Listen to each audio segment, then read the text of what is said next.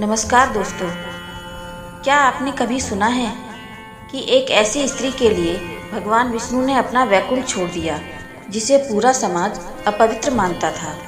कहते हैं उस स्त्री की भक्ति इतनी सच्ची थी कि भगवान को स्वयं उसके घर आना पड़ा और पूरी दुनिया को बताना पड़ा कि सच्ची भक्ति जाति, पैसे और समाज के नियमों से बड़ी होती है।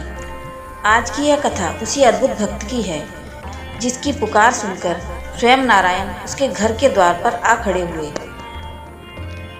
कहते हैं कि भगवान को पाने के लिए बड़े बड़े यज्ञ, कठिन तपस्या और भव्य पूजा की आवश्यकता होती है।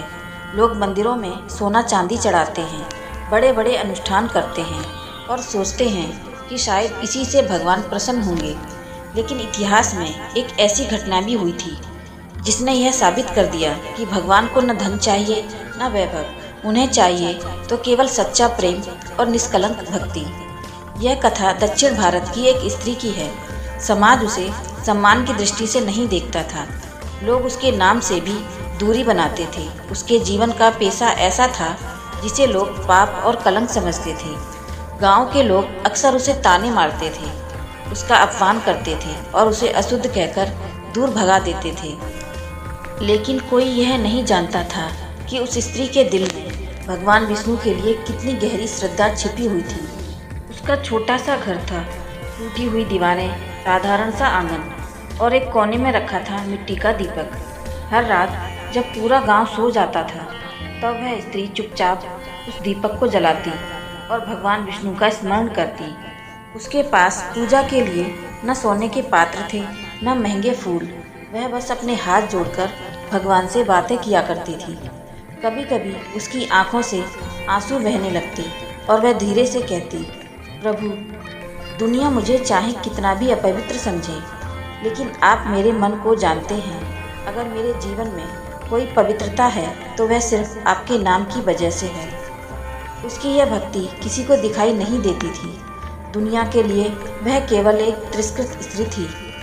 एक दिन उसके मन में एक इच्छा जागी। उसने सोचा कि आज वह भगवान विष्णु के मंदिर में जाकर उनके दर्शन करेगी। शायद आज भगवान उसे एक बार अपने मंदिर में आने देंगे। वह बड़ी श्रद्धा से मंदिर की ओर चल पड़ी। रास्ते भर उसके मन में एक ही विचार था, आज मैं अपने प्रभु के सामने खड़ी होकर उन्हें देखूंगी। जब वह मंदिर के द्वार तक पहुंची तो उसके चेहरे पर उम्मीद की एक हल्की सी मुस्कान थी। लेकिन जैसे ही उसने मंदिर में प्रवेश करने की कोशिश की, वहाँ खड़े पुजारियों ने उसे पहचान लिया। उन्होंने उसे तुरंत रोक दिया। कठोर आवाज़ में कहा, रुक जा, तू इस मंदिर में नहीं जा सकती। तेरे आने से यह पवित्र स्थान अपवित्र हो जाएगा। वह स्त्री एक पल के लिए स्तब्ध रह गई। उसने विनम्रता से कहा, मैं केवल भगवान के दर्शन करना चाहती हूँ।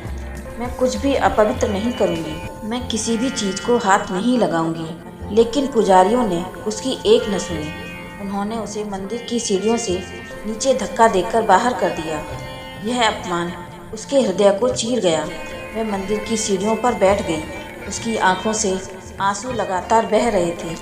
उसने आकाश की ओर देखा और कांपती आवाज़ में कहा, प्रभु, अगर मैं सच में इतनी अपवित्र हूँ कि आपके मंदिर में भी नहीं आ सकती तो मुझे अपने पास बुला लीजिए, क्योंकि मेरे पास आपके सिवा कोई नहीं है। उस रात गांव में सब कुछ सामान्य था, लेकिन किसी को यह नहीं पता था कि उसी रात भगवान विष्णु एक अद्भुत लीला रचने वाले हैं। अगली सुबह जब मंदिर के पुजारी मंदिर का द्वार खोलने पहुंचे तो उन्होंने एक ऐसी चीज़ देखी जिसने पूरे गांव को हिलाकर रख दिया। भगवान विष्णु की मूर्ति अपने स्थान पर नहीं थी। मंदिर के गर्भगृह में, जहाँ भगवान की प्रतिमा वर्षों से स्थापित थी, वह स्थान खाली था। यह देखकर पूरे गांव में हाहाकार मच गया। लोग घबरा गए। किसी को समझ नहीं आ रहा था कि भगवान की मूर्ति अचानक कहाँ चली गई। गांव के लोग इधर उधर दौड़ने लगे। हर गली, हर रास्ते और हर घर में मूर्ति को खोजा जाने लगा। तभी किसी ने आकर खबर दी, मैंने भगवान की मूर्ति को उस वेश्या के घर के आंगन में देखा है। यह सुनते ही गांव वालों का क्रोध भड़क उठा। सब लोग लाठियां लेकर उसके घर की ओर दौड़ पड़े। उन्हें पूरा विश्वास था कि उसी स्त्री ने मंदिर से मूर्ति चुरा ली है। जब वे उसके घर पहुंचे तो उन्होंने सच में वही दृश्य देखा। भगवान विष्णु की दिव्य मूर्ति उसके छोटे से आंगन में खड़ी थी। गांव वाले क्रोधित होकर चिल्लाने लगे, तूने भगवान की मूर्ति चुरा ली है, आज हम तुझे इसकी सजा देंगे। वह स्त्री यह सब देखकर भयभीत हो गई। उसने कांपती हुई आवाज़ में कहा, मैंने कुछ भी नहीं किया, मुझे नहीं पता कि भगवान यहाँ कैसे आए। लेकिन भीड़ उसकी बात सुनने को तैयार नहीं थी। तभी अचानक वहाँ एक अद्भुत घटना हुई। भगवान की मूर्ति से एक तेज प्रकाश निकलने लगा। पूरा वातावरण दिव्य आभा से भर गया। सभी लोग डरकर पीछे हट गए और उसी क्षण उस मूर्ति से स्वयं भगवान विष्णु प्रकट हो गए। उनके दिव्य स्वर ने पूरे वातावरण को शांत कर दिया। भगवान ने सबकी ओर देखकर कहा, तुम लोग मुझे पत्थर में खोजते रहे, लेकिन इस स्त्री ने मुझे अपने हृदय में बसाया है। सभी लोग स्तब्ध खड़े थे। भगवान आगे बोले, तुमने मुझे नियमों और परंपराओं में बांध दिया है, लेकिन इसकी भक्ति ने मुझे प्रेम में बांध लिया। तुमने इसे अपवित्र समझा, लेकिन इसके आंसुओं ने मेरे चरणों को पवित्र कर दिया। फिर भगवान ने उस स्त्री की ओर देखा और मुस्कुराते हुए कहा, आज से यह घर मेरा वैकुंठ होगा, क्योंकि जहाँ सच्ची भक्ति होती है वहीं मेरा निवास होता है। उस दिन गांव के लोगों को एक बहुत बड़ा सत्य समझ में आ गया। भगवान को भव्य मंदिरों की नहीं, बल्कि सच्चे दिल की आवश्यकता होती है।